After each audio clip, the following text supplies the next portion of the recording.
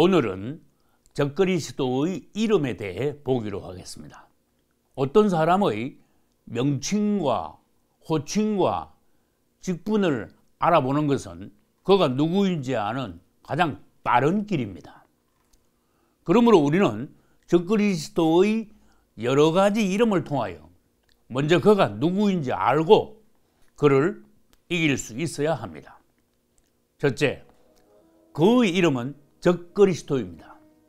그것은 영어로 안티크라이스트로서 예수 그리스도를 대적하는 자라는 뜻입니다.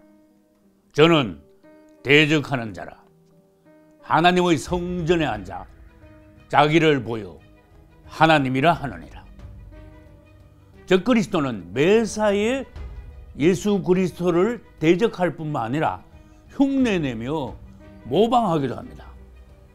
그러므로 적그리스도는 예수 그리스도의 가장 큰 적이며 우리 그리스도인들의 가장 큰 원수입니다. 여러분이 영적 귀가 밝다면 저 멀리서부터 점차 가까워지고 있는 적그리스도의 발자국 소리를 들을 수 있을 것입니다. 성경에서 적그리스도의 이름이 단수로 나올 때는 장차 등장할 그 적그리스도를 말하는 것이며, 적그리스도들이라고 복수로 말할 때는 사탄의 세력과 적그리스도 영을 받은 자들을 지칭하는 말입니다.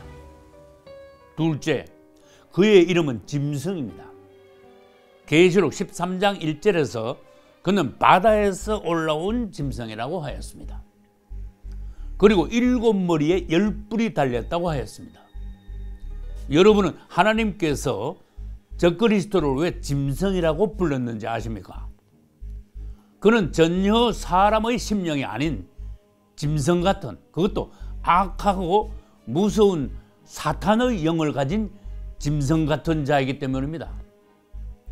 다니엘서 7장에는 다니엘이 본 4마리 짐승이 나옵니다.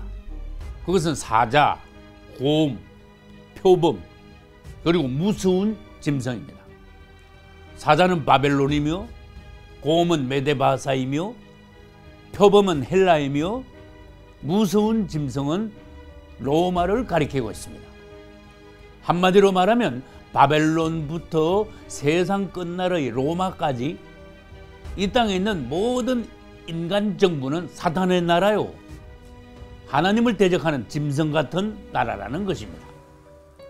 그리고 짐승 같은 나라들을 대표하여 마지막 로마의 황제로 등장할 자가 적그리스도이므로 하나님께서는 적그리스도를 역시 짐승이라고 하신 것입니다. 다시 말하면 사탄과 적그리스도와 이 땅의 인간 정부들은 모두 하나님 보시기에 하나이며 이것들은 모두 짐승이라는 것입니다. 그러면 계시록 13장 1절에서 이 짐승이 바다에서 올라왔다는 것은 무슨 뜻입니까? 첫째, 여기서 바다는 지중해와 그 인근을 말하며 그것은 곧 구로마 제국의 영토와 그 판도를 말합니다. 둘째, 육지와 반대되는 바다는 정치계를 말합니다. 그러므로 적그리스도는 종교계가 아닌 정치계에서 등장할 것입니다. 셋째, 바다란 이스라엘 외의 이방 나라, 즉 열방을 의미합니다. 적그리스도의 이름 셋째는 왕입니다. 적그리스도를 성경에서 왕이라고 부른 것은 다소 놀라운 일입니다. 그러나 적그리스도는 로마 제국의 왕인 황제로 등장할 것이며 계시록 13장 5절에 의하면 42달 일할 권세를 하나님으로부터 받는다고 하였습니다. 이것은 비밀입니다. 적그리스도가 이 세상의 임금인 사탄의 체현으로 마지막 때 이 땅에 나타나 잠시 왕노릇하게 하나님께서 허락하신 것입니다. 적그리스도가 짐승의 본성으로 이 땅을 통치하는 때는 마지막 한일의 중 후 3년 반의 대환란 기간 동안이며 그 기간이 바로 계시록 13장 5절의 42달이 되는 것입니다. 그때 적그리스도는 이 땅에 있는 대부분의 사람들을 죽일 것입니다. 그리고 계시록 17장 11절에는 적그리스도를 로마의 7 황제 중에 속한 8째 황제라고 하였습니다. 역사적으로 적그리스도를 예표하는 몇 명의 악한 왕들이 있었습니다. 다니엘서 9장 26절로 27절에는 한 왕이 나옵니다.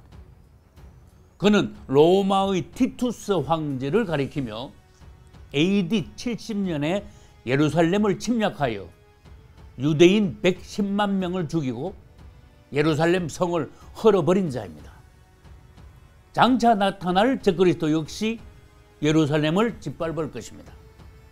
그리고 다니엘서 11장 36절에는 또 다른 왕이 나타나 짐승의 짓을 한다고 하였는데 그는 바로 수리아 왕 안티오쿠스 에피파네스를 말합니다. 그는 예루살렘 성전을 돼지피로 더럽히고 하나님께 제사 드리는 유대인들을 죽였으며 하나님의 성전에 우상을 세운 자였습니다. 장차 적그리스도 역시 그런 짓을 할 것입니다. 그러면 적그리스도를 왜 7 중에 속한 8째 왕이라고 하였을까요? 먼저 계시록 17장 8절에서는 적그리스도가 전에 이 땅에 있었다고 하였습니다. 그것은 약 2000년 전에 적그리스도가 이 땅에 실제로 살았던 인물이라는 것입니다. 이에 대해서는 다음에 다시 설명드리겠습니다. 그리고 시방, 즉 계시록이 기록될 당시에는 적그리스도가 이미 무지경으로 내려갔다고 하였습니다. 그리고 장차 마지막 때에 적그리스도는 무지경으로부터 이 땅으로 올라온다고 하였습니다. 결국 적그리스도는 거짓 선지자와 함께 불못으로 들어갈 것입니다. 여기서 적그리스도를 왜 전에 있었던 자라고 하였을까요? 적그리스도는 로마 황제로서 계시록이 기록되기 이전에 이 땅에 황제로 살아 있었다는 것입니다. 일설에 의하면 그는 네로 황제였습니다. 그 후 계시록이 기록될 당시의 도미티안 황제는 6째 황제였으며 장차 등장할 적그리스도는 로마의 7째 황제가 된다는 것입니다.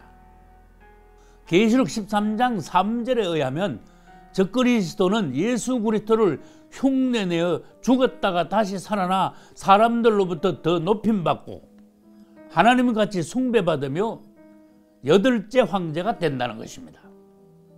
5은 망하였고 하나는 있고 다른 이는 아직 이르지 아니하였으나 이르면 반드시 잠깐 동안 계속하리라.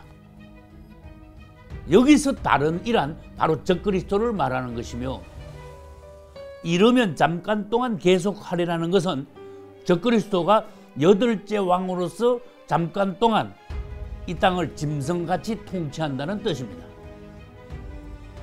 여기서 그가 잠깐 동안 통치한다는 것은 또 무엇입니까? 그것은 계시록 13장 5절에서 그가 42달 동안 일한다는 것과 일치하는 기간이며 그때가 바로 후 3년 반의 대환란이자 정확히 1260일이며 다른 말로 한 때와 두 때와 반 때라고도 합니다. 그 안에 첫째 화, 둘째 화, 셋째 화가 다 들어있습니다. 또 더 상세히 말하면 그것은 계시록 9장부터 시작되는 5째, 6째, 7째 나팔의 때이며 계시록 16장의 7대접을 붙는 시기와도 일치합니다. 사실 오늘 말씀이 좀 어렵죠. 그러나 계속 들으시면 이해가 되실 것입니다.